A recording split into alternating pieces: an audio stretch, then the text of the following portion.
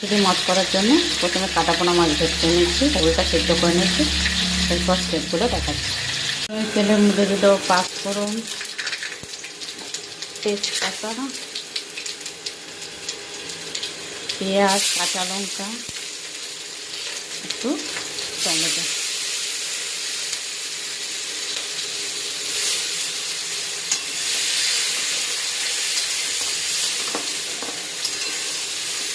একটু ভাজা ভাজা হবে, আবার মশলা দেবো জিরে, আদা, কাঁচা লঙ্কা, ধনে।